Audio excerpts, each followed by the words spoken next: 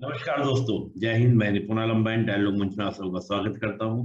जैसा कि आप जानते हैं दोस्तों, डायलॉग मंच का मोटिव यूथ को डायरेक्शन सही, उनको गाइडेंस देना।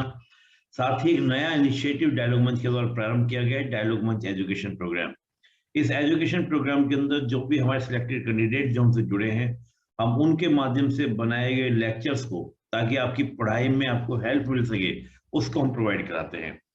तो जैसा आप जानते हैं दोस्तों, हमारी एक श्रृंखला रही है कि हम जो भी सिलेक्टेड कैंडिडेट होते हैं उनसे आपको रूबरू कराते हैं। तो आज उसी श्रृंखला में आज हमारे साथ जुड़ी हैं तारिणी देवांगन जी। तारिणी देवांगन जी ने अभी जो सीजीपीएससी 2020 का परिणाम आया है, उसमें अकाउंट ऑफिसर का पद अपने लिए सुरक्षित किया है। तो तारिणी जी, सर्वप्रथम तो आपको इस चयन की हार्दिक शुभकामनाएं और डायलॉग मंच में आपका स्वागत। Thank you sir. Thank you sir. Tarini ji, कैसा लग रहा है आपको इस चयन के बाद? थोड़ा सा ये बताइए कि किस प्रकार का अनुभव हो रहा है, अनुभूति कैसी हो रही है आपको? जी सर, बहुत टाइम से सर मैं सीजीपीएससी की तैयारी कर रही थी सर, करीबन 3 साल से। और पहले प्रयास में उतनी सफल नहीं हो पाई थी जी सर। तो खुशी जी का अवसर था मेरे लिए भी और साथ में पूरी फैमिली के लिए भी सर। जी। तो बहुत खुश हूँ सर इससे, और आगे भी और तैयारी करना है सर।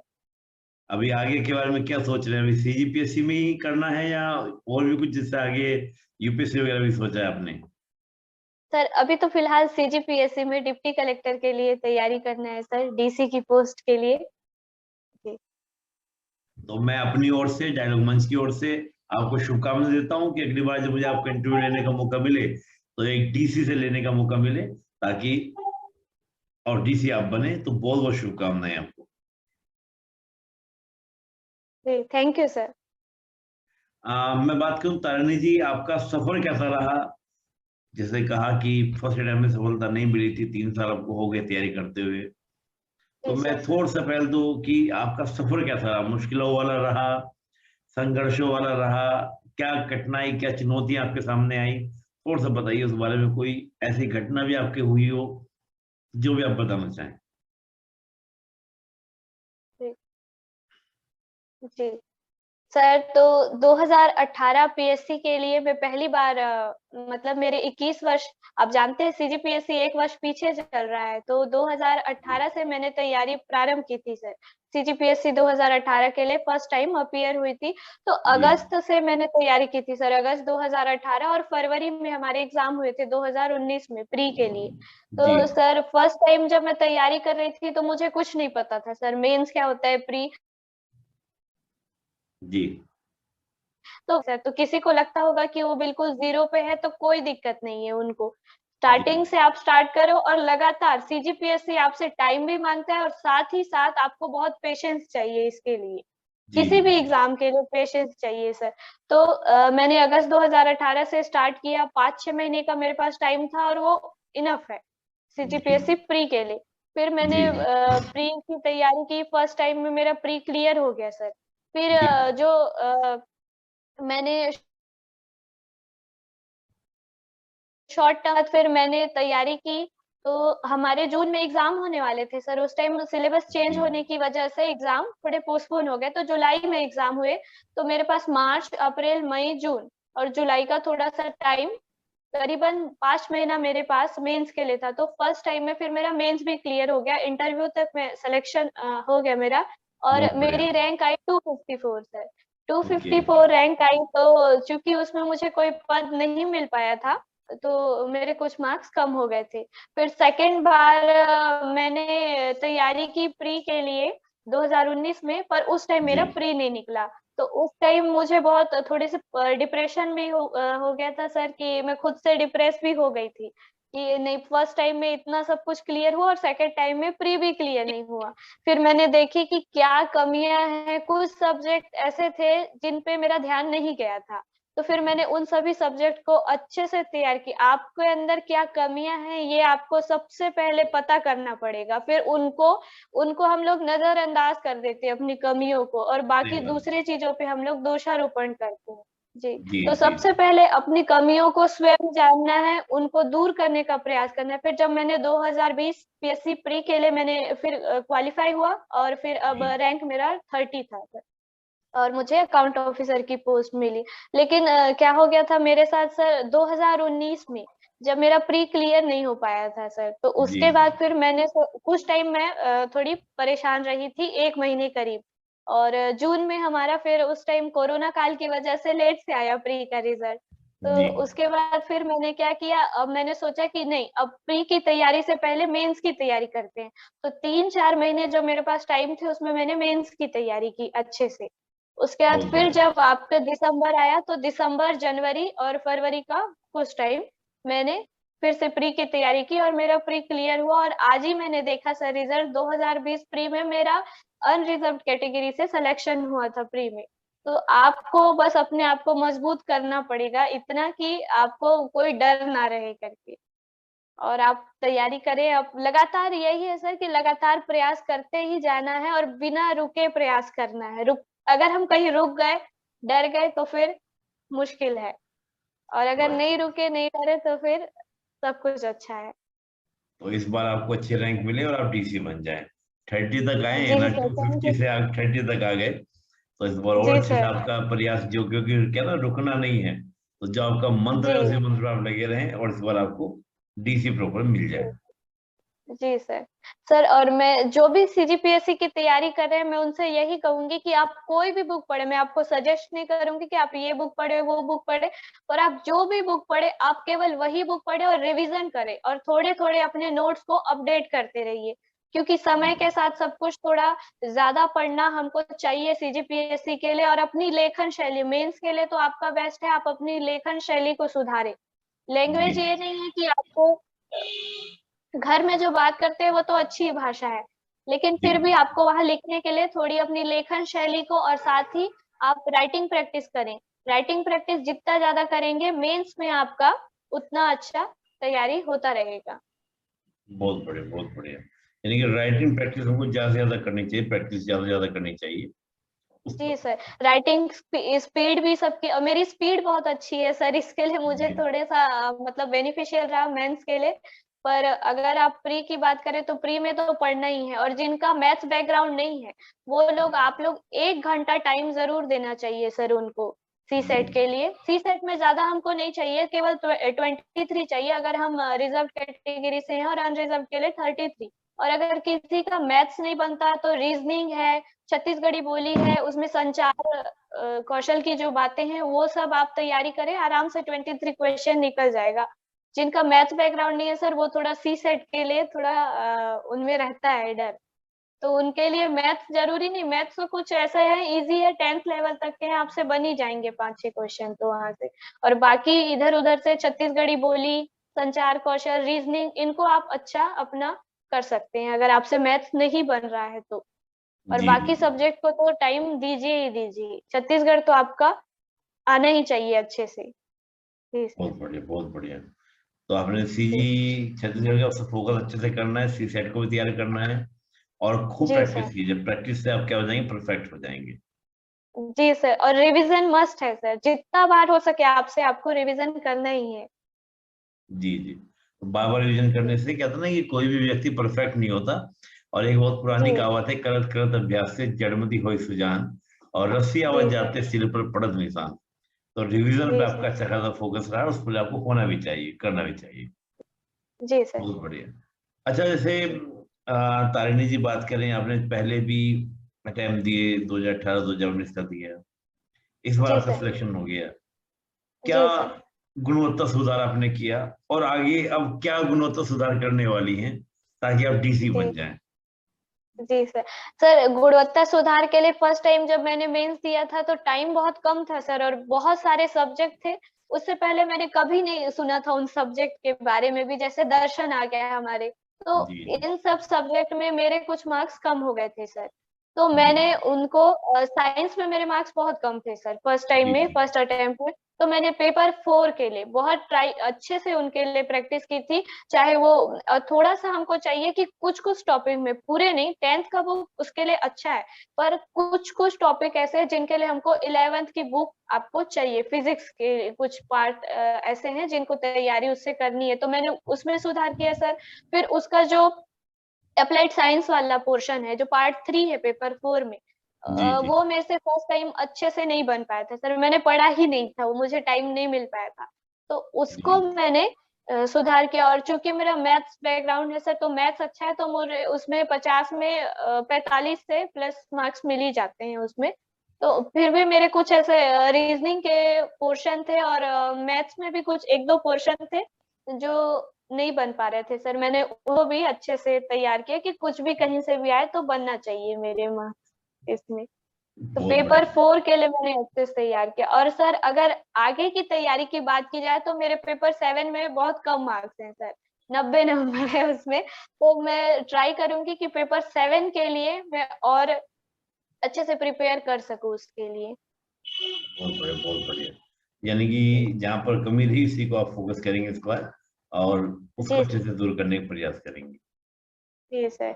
और सर मैं बोलना चाहूंगी, अगर किसी ने मेंस दिया है और अगर आपको चाहिए कि आप में क्या कमी है, तो आप अपना मेंस का पेपर आरटीआई के द्वारा निकलवा सकते हैं। मैंने निकलवाया था सर, तो उससे पता चल जाता है कि क्या गलती नहीं करनी है करके। बहुत बढ़िया, बहुत बढ़िया, जी बहुत बढ़िया। कितना अच्छे से जी आपने बताया कि आपने क्या क्या फोकस किया, क्या क्या आपने ठीक किया, कैसे उसको जी मेंटेन सर। किया। जी अभी प्री है फैब में, फरवरी में प्री का जी एग्जाम है। जी सर। कुछ ऐसे बच्चे हैं जो फर्स्ट टाइम प्री देंगे, फ्रेशर हैं, जी सर। जी जी। उनके लिए तारिणी का क्या मैसेज है उन बच्चों के लिए जो प्री का एग्जाम इस बार देने वाले हैं? जी सर। सर क्या है, पीएससी के बारे में ये धारणा लोगों ने बना ली है कि फर्स्ट टाइम में आपका निकलेगा ही नहीं। तो ये जी चीज तो सबसे पहले इसको पीछे छोड़ना है। जिन्होंने ये पीछे छोड़ दिया उनके लिए तो बहुत 50% काम यहीं पे हो गया सर। और आगे है कि आप अपना छत्तीसगढ़ जो भी थोड़े से तो पढ़ ही रहे होंगे सर, और अभी आपको बिल्कुल। धीरे धीरे उनको प्रिपेयर करना है अच्छे से, और एकदम शांत दिमाग से एकदम काम रहना है, और अच्छे से उन्हीं को रिवाइज करके आप जाइए। कुछ डर नहीं है, पीएससी बहुत इजी है। अगर आप 2-3 साल तैयारी कर रहे हैं तो आपको खुद धीरे से सब कुछ अच्छा लगने लगेगा, और पढ़ने में आप अपना इंटरेस्ट बनाए रखें। जैसे कभी कभार किसी किसी को लगता है नहीं अब नहीं कर सकते, वो जो सीरियस है अपनी पढ़ाई को लेके ये केवल उन्हीं को लगेगा, जो सीरियस नहीं है उनको नहीं लग सकता सर, सबसे बड़ी बात यही है। तो आप सीरियस है अपनी पढ़ाई को लेके तो आपको जरूर लगेगा कि नहीं अब नहीं हो पाएगा, पर कोई बात नहीं, बुरा मत मानिए। 2 मिनट सोचिए उस बारे में कि अगर आप हार मान गए तो आप हार मान रहे, पर बाकी लोग तो तैयारी कर ही रहे हैं। तो इसीलिए अपनी पढ़ाई जारी रखिए, बस पढ़ाई जी जी जारी जी। रखना ही इसका एक माध्यम है। बहुत जी बढ़िया।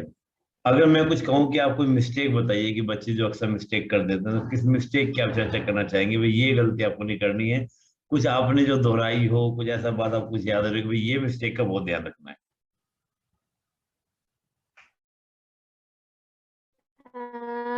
जी सर, मेरी मिस्टेक ये है कि जैसे किसी एक वर्ष में किसी पोर्शन से बहुत ज्यादा क्वेश्चन आ गए, बाकी सब्जेक्ट को हम लोग नेगलेक्ट करते हैं जो सब पहली बार दिख रहे हैं, तो उन क्वेश्चंस को लेके हम परेशान हो जाते हैं। जैसे मैं खुद हो गई थी किसी एक सब्जेक्ट पे, कुछ ज्यादा ही डर गई थी उससे, और उसी पे ही फोकस करने के चक्कर में मेरे बाकी सब्जेक्ट थोड़े पीछे रह गए थे। तो आप लोग ये गलती मत करिए। सब क्वेश्चन सब सब्जेक्ट सबको बराबर स्थान दीजिए आप लोग, उसके हिसाब से आपका सब कुछ इजी रहेगा और सब कुछ बनते जाएगा आराम से। छत्तीसगढ़ तो मस्ट है, छत्तीसगढ़ को अच्छे से तैयारी कीजिए। छत्तीसगढ़ की हिस्ट्री, भूगोल और सामान्य ज्ञान, जो भी जी। दर्शन जी और कला संस्कृति, सब पार्ट को छत्तीसगढ़ के अच्छे से तैयार कीजिए, जनजाति सभी को। मैं बस यही है सर कि मैं थोड़ा सा नर्वस हो जाती हूँ, तो उससे प्रॉब्लम क्रिएट होती है मेरे लिए। तो कोई भी नर्वस मत होइए, बिल्कुल भी नर्वस मत होइए आप लोग। तारिणी जी, आपका बैकग्राउंड क्या है? आपका जैसे एजुकेशन बैकग्राउंड के बारे में थोड़ा सा बैकग्राउंड के बारे में बताइए। आप कहाँ से हैं, आपका जी एजुकेशन बैकग्राउंड क्या है? जी सर, मैं कोंडागांव से हूँ सर, और मेरी स्कूलिंग कॉलेज सभी कोंडागांव से ही हुई है। 12th तक मैंने सरस्वती शिशु मंदिर कोंडागांव से कंप्लीट किया अपना। उसके बाद फिर ग्रेजुएशन मेरी बीएससी मैथ, ये शासकीय गुंडाधुर महाविद्यालय कोंडागांव से। जी जी जी जी। तो आपने उसके ग्रेजुएशन बाद करने फिर के बाद से ही?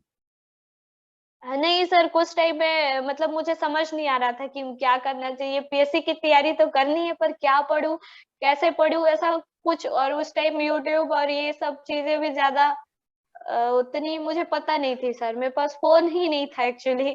तो उसके बाद फिर कुछ 1-2 साल मैंने यहीं पे, मेरे क्या हुआ सर, मुझे लगता था कि बाकी लोगों की तरह मुझे लगता था कि आप कोचिंग जाएंगे तो ही आप कुछ अच्छा कर सकते हैं, ऐसा।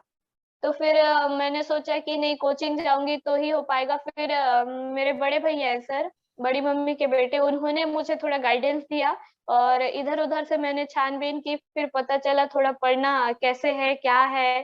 तो ये बहुत सारे लोग कोचिंग भी करते हैं, पर हर कोचिंग से हर कोई व्यक्ति सफल नहीं होता है।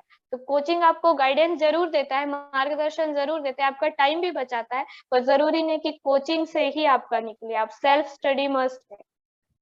आप बहुत खुद बढ़िया। कितने सार जी, अपना खुद कितने सबल है, इस पे ही आपका निर्भर करेगा पीएससी। और पीएससी आपसे डायरेक्ट क्वेश्चन नहीं करता, कुछ कुछ क्वेश्चन ऐसे होते हैं जिसमें आपसे वो चाहता है, आपके आइडियाज जानना चाहता है या आपकी सोच जानना चाहता है, तो वो आपको कोई कोचिंग नहीं देगी, वो आपको खुद गेन करना पड़ेगा। आप कैसे गेन करेंगे ये आपके ऊपर है।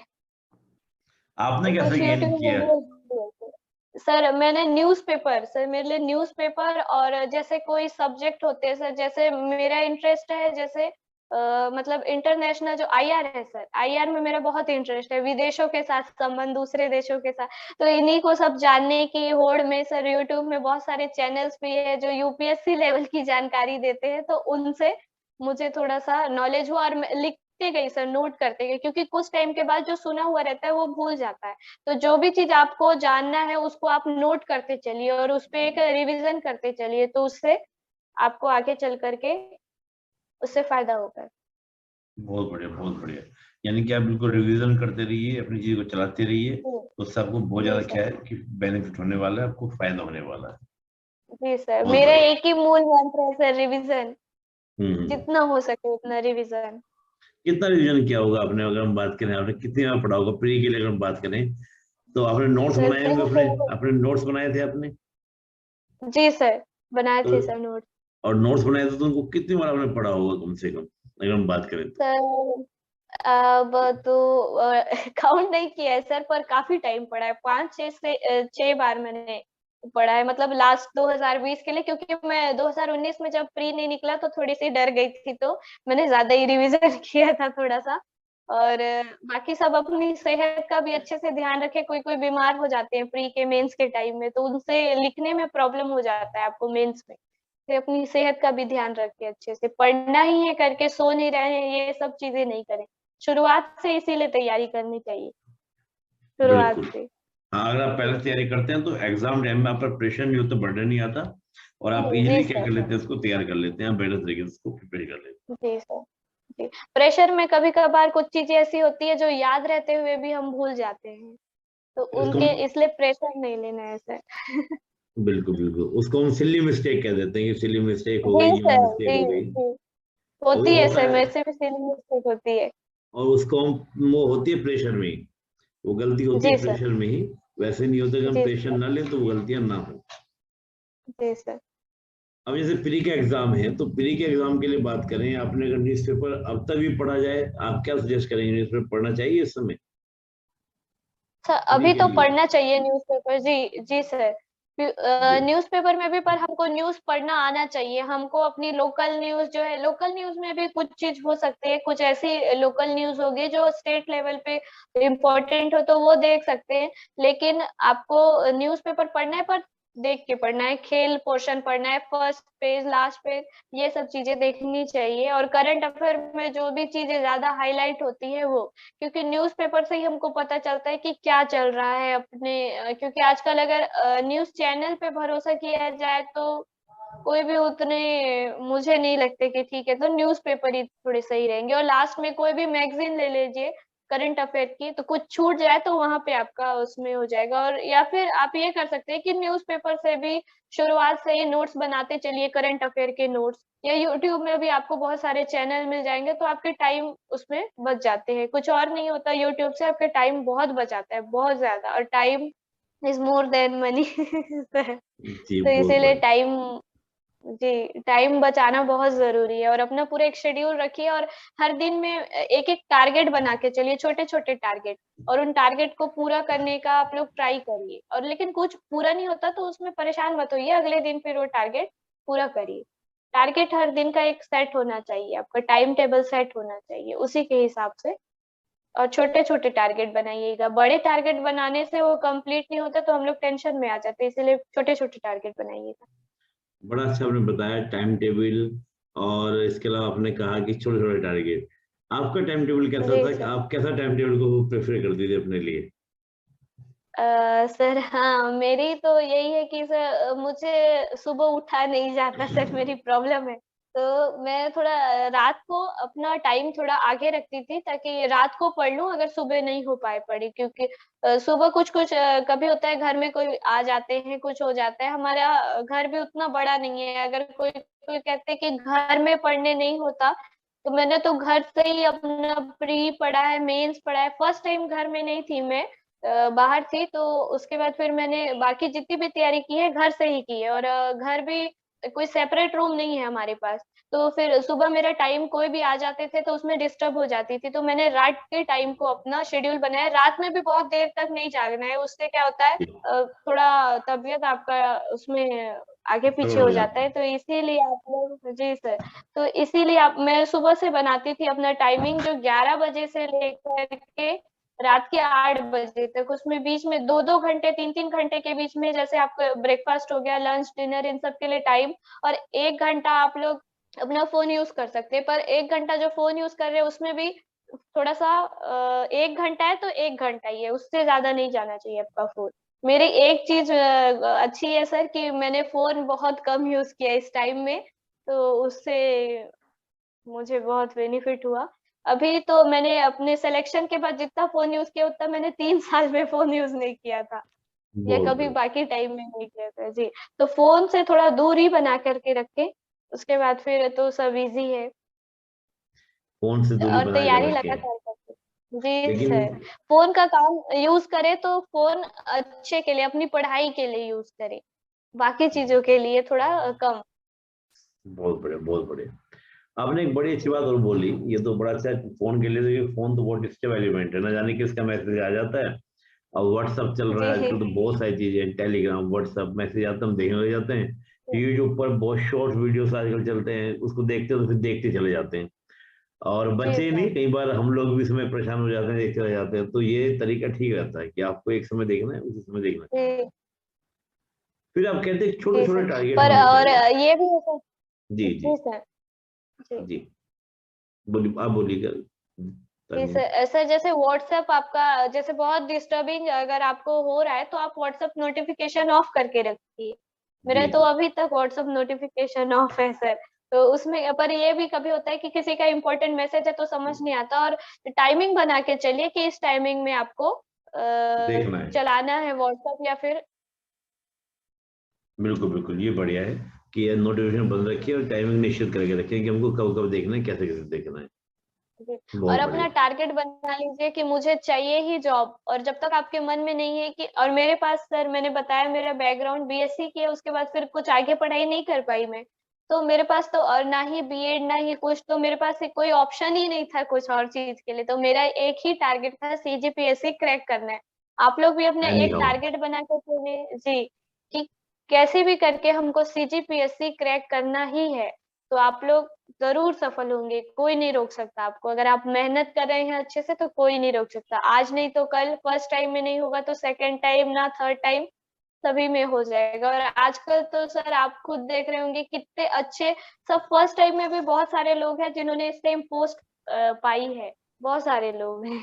बिल्कुल बिल्कुल बिल्कुल, आप सही कह रहे हैं। जी और फर्स्ट टाइम में बस यही लगते हैं तो हो जाता है, कोई इश्यू नहीं होता है। आपने एक बड़ी जी इंटरेस्टिंग बात और बोली कि छोटे छोटे टारगेट बनाएं। ये छोटे छोटे जी टारगेट से क्या सर। मतलब है आपका? छोटे छोटे टारगेट कैसे बनते हैं? हाँ सर, जैसे छत्तीसगढ़ एक बहुत बड़ा पोर्शन है, तो जी। उसमें से आप कैसे करें, एक ही दिन तो पूरा चीज पढ़ा नहीं जा सकता, बिल्कुल उसके अलग बिल्कुल। अलग टॉपिक है, जैसे नदी है, मिट्टी है।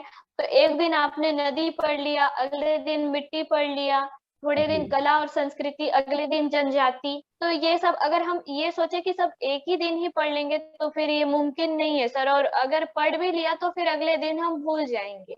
बिल्कुल। तो इसीलिए आप सबको अलग अलग टाइम में बांटिए, एक टाइम टेबल बना लीजिए, उसमें आप लिख सकते हैं कि इस टाइम से इस टाइम तक मैं ये सब्जेक्ट पढ़ूंगी, ये पढ़ूंगी। और सबके अलग अलग और आपको जो सफल हुए उनको एकदम फॉलो फॉलो मत करें, फॉलो करेंगे पर पूरी तरीके से उनको फॉलो नहीं कर सकते आप। उनका इंटरेस्ट अलग है, आपका इंटरेस्ट अलग है, उनका लाइफस्टाइल अलग है, आपका लाइफस्टाइल अलग है, कोई सुबह पढ़ सकता है, कोई शाम को। तो एकदम अंधा फॉलो मत करें किसी को भी।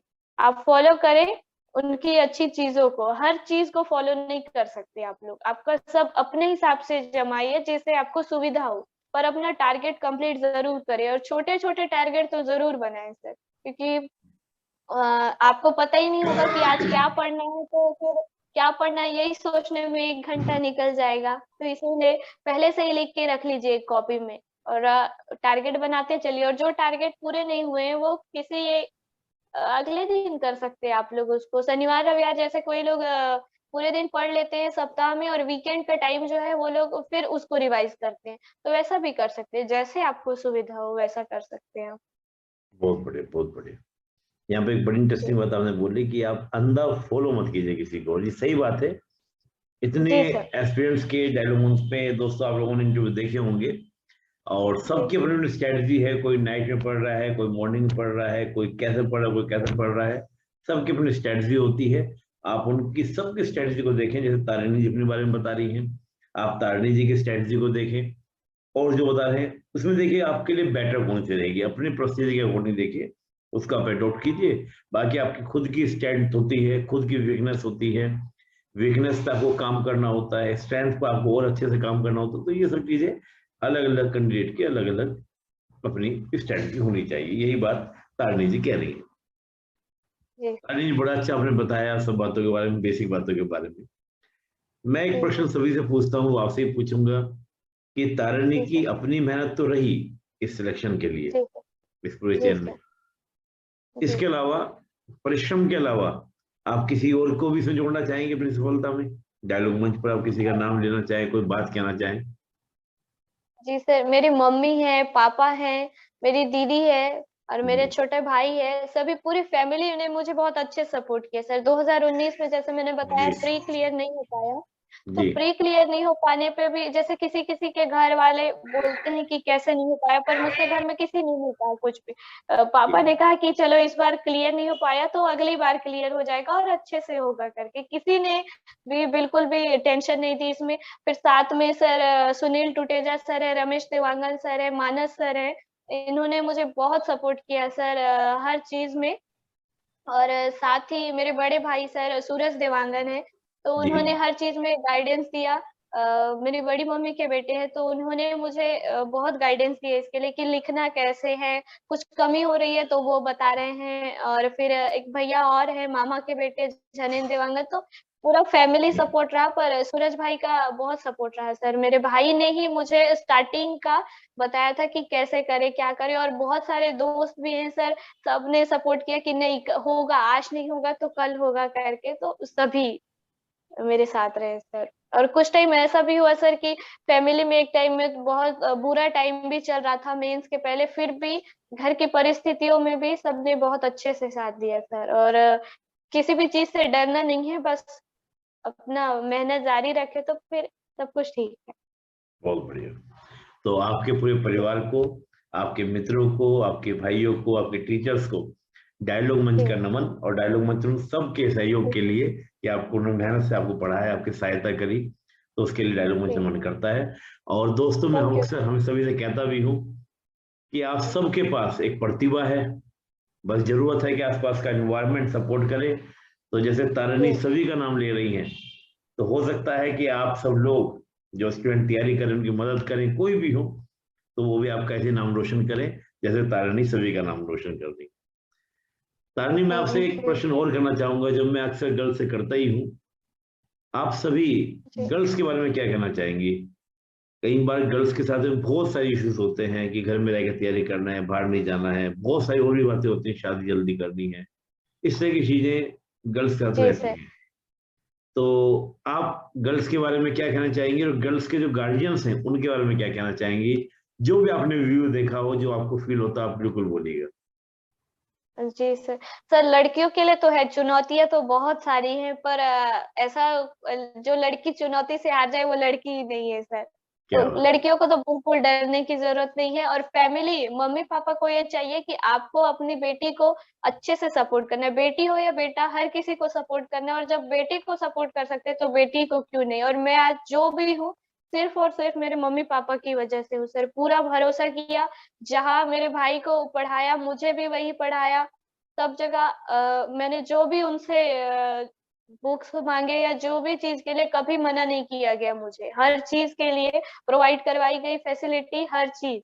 तो आपको भी चाहिए कि आप लोग अपने बच्चों को दे, और अगर आप देंगे उनको, और बच्चों की भी सबसे बड़ी जिम्मेदारी है सर, जो मम्मी पापा ने हमारे लिए किया हम उनको रीपे तो नहीं कर सकते सर, पर उनको खुश कर सकते हैं, उनको प्राउड करवा सकते हैं। और मेरे मम्मी पापा तो बहुत प्राउड फील कर रहे हैं ये सब चीज देख वही करके तो सर। भाई, उनकी मेहनत जी सक्सेस हो गई, आपने सफल करके दिखा दिया, और आप डीसी जब बन जाएंगे तो और सक्सेस हो जाएगी उनकी मेहनत, उनका परिश्रम, उनका विश्वास। जी सर। आप ऐसे लगे रहिएगा तो उनको भी प्राउड फील होगा, और हमें भी अच्छा जी लगेगा भाई, हमने तारणी जी से अब डीसी के रूप में मिल रहे हैं, तो सभी को अच्छा जी लगेगा, आपके दोस्तों को सभी को अच्छा लगेगा। बड़ा अच्छा जी आपने सर। बोला सभी के बारे में। अंतिम जी मैं आपसे प्रश्न करूंगा कि आप कुछ कहना चाहें डायलॉग मंच पर किसी के लिए भी, चाहे वो फ्रेशर बच्चे हों उनके लिए, या जो एक दो बार पास फेल में उलझे हुए हैं, या जो भी आप कहना चाहें, तो आपके मन में कोई बात हो तो आप कह सकते हैं। जी सर। जो फ्रेशर्स हैं उनको तो सबसे अच्छे से तैयारी करनी चाहिए, क्योंकि आप फर्स्ट टाइम दे रहे हैं। फर्स्ट टाइम में बहुत सारे ऐसे लोग हैं जिनका कुछ क्लियर नहीं होता, फिर भी वो आगे चल करके मेहनत करते हैं और डीसी बनते हैं। तो आपको बिल्कुल। फर्स्ट टाइम में जिनका क्लियर हो गया तो अच्छी बात है, उनको मेंस की तैयारी तुरंत लग जाना चाहिए। लेकिन जिनका क्लियर नहीं हो पाया वो अगले टाइम फिर अच्छे से तैयारी करिए, कोई बात नहीं। मेरे भी तो अब प्री क्लियर नहीं हुआ था, फिर भी मैंने बाद में कोशिश की और टॉप 30 में हूँ। और अगर मैंने सोच लीजिए प्री क्लियर नहीं हुआ, वहीं पे डिप्रेस हो जाती कि नहीं अब नहीं हो पाएगा आगे, तो फिर तो सब चीज खत्म था। तो आप लोग बिल्कुल हार बिल्कुल। नहीं मानिए कोई भी। और कोई भी ये सोचता है कि नहीं हमसे बार बार हम असफल हो रहे हैं तो कुछ कमी रही होगी, तो आपको उस कमी को पूरा करना है। आपको ये मान के तैयारी करनी है कि हमको फर्स्ट आना है, तो जरूर कुछ ना कुछ होगा।